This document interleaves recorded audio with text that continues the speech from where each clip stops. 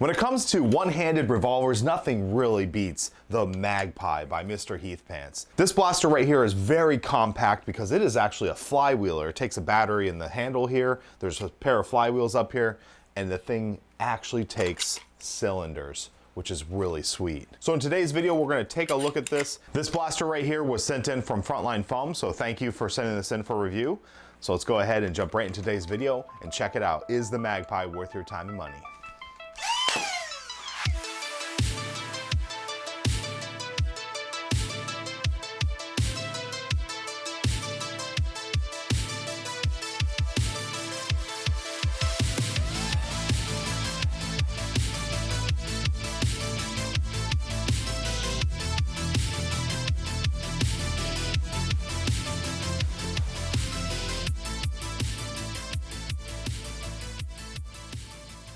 Now there's a lot to talk about with this blaster and Mr. Heathpants designs in general. The best way to put it is this designer is extremely talented and makes some very complex, amazing builds. The drawback to these designs is they need a lot of TLC.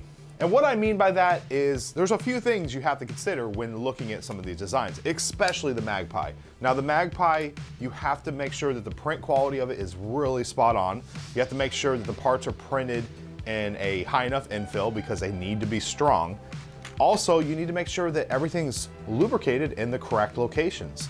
This blaster, when I got it from FrontLine Foam, it did work out of the package, I will say that.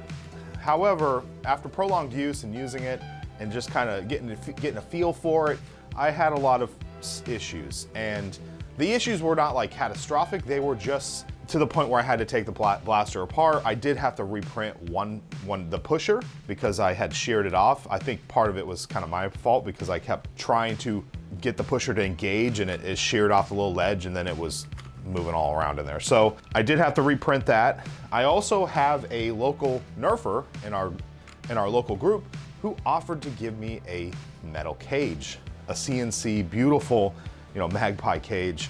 And with that set also came a couple of the leaf springs or some of the mechanisms inside. So I said, oh great, here's an opportunity to throw this in. However, now I have this issue where when I go to pull the trigger, that leaf spring is not strong enough, there's not enough compression to get the trigger to kick back, so I gotta kind of finagle it with my finger. The point I'm trying to drive home is when you get a blaster like this, you're gonna have to open it up. You're gonna have to have access to possibly a 3D printer. It's not the mentality where, hey, I'm just gonna grab this off the shelf, go, and I'm just gonna run over to my next war and play with it. It doesn't work like that. You have to put some time, some dedication. I did notice I did have to go back and lubricate some parts. It needs maintained too, so there is that. Now, what does that mean for this blaster? Can I recommend it? Because the flip side of it is there's nothing like this, and it's truly, truly a lot of fun to play with. I immediately printed off a bunch of cylinders because I wanted to just have them all over, maybe have a vest or something just with cylinders all over it. And that's because it's so fun to play with. Also, this is pretty much one of the only like flywheel blasters that shoots half darts that you can actually keep cylinders on you that you can quickly reload. There's nothing really like that out there. I would love to see, a company like Worker or Nerf or someone else to make something like that. That'd be very cool. But as of right now, this is pretty much it. So if you want to have a really nice cowboy loadout with, maybe 2 of these, or this blaster right here is what you'd be looking for. So let's go ahead and talk about the performance of this. This is running on 3S LiPo, and I'll show the motors right here, and you can see that these flywheels are actually the flywheel of the world, kind of the smaller geometry, tiny flywheels or micro wheels. So with that in mind, you're not going to get extremely high FPS because that's just the nature of that size. So we're looking like we're getting around 100, like 90 or so, which is fine. I consider this kind of like more of an up close and personal type of blaster. You're not gonna be trying to take sniper shots with this thing, so I think that's pretty reasonable. Also, we can see that the accuracy is actually pretty good. I was shooting a target at about 30 feet and didn't have any issues there. This also leads me to one of the next gripes that I have with it, and that is the cylinder rotation. I don't know if mine is not set up properly, so if you have a Magpie and you have experience with one, let me know.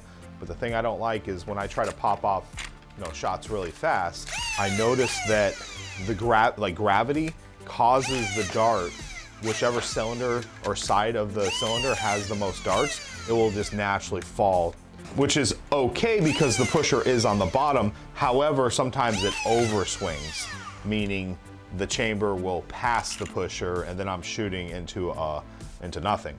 So I've had that happen quite a bit. I don't know if that's something like, it seems like there almost should be like a locking mechanism or a ratcheting system to where this thing, you know, doesn't just spin freely. Maybe that would help it, or maybe there is something, or maybe I have a part missing, I don't know.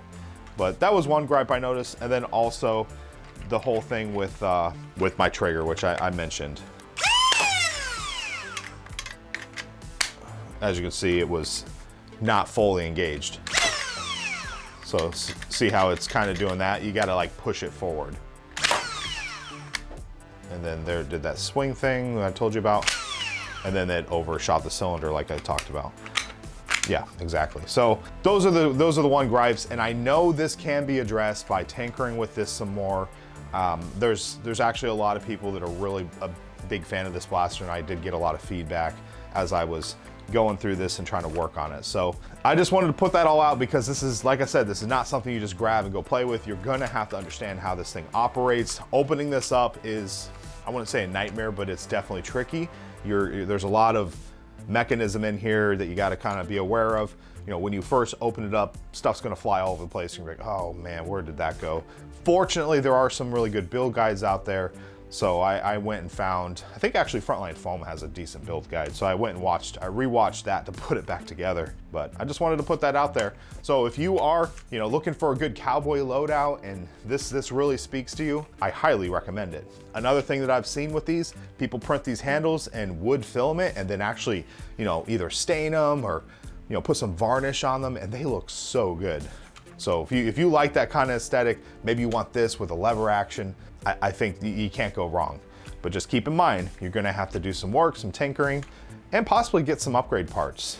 Me personally, I would love to see some type of metal, full metal internals, you know, something with those, maybe a metal leaf spring in there, so, or something like that. I think that'd be really nice. I also hear that there is a metal arm right here. I think it's called a crane. But essentially, this would be really nice if it was all metal because, you know, it's just 3D printed plastic. You could easily break that off. So having that as a metal part would be really sweet, and that might be the next upgrade I look into. Once again, I want to thank FrontLine Foam for sending this in. I want to thank Mr. Heathpants for just the awesome work and dedication that goes into his blasters. Truly a big fan of your work, and I'd like to see more of it. And if you made it this far in the video and you like this video, please help me with the YouTube algorithm. Like the video, subscribe to the channel, hit the little notification bell so you can see when I make new content.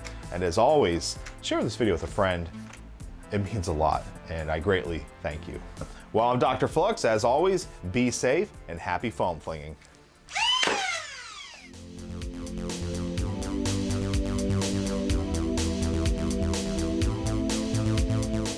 Oh, you're still here?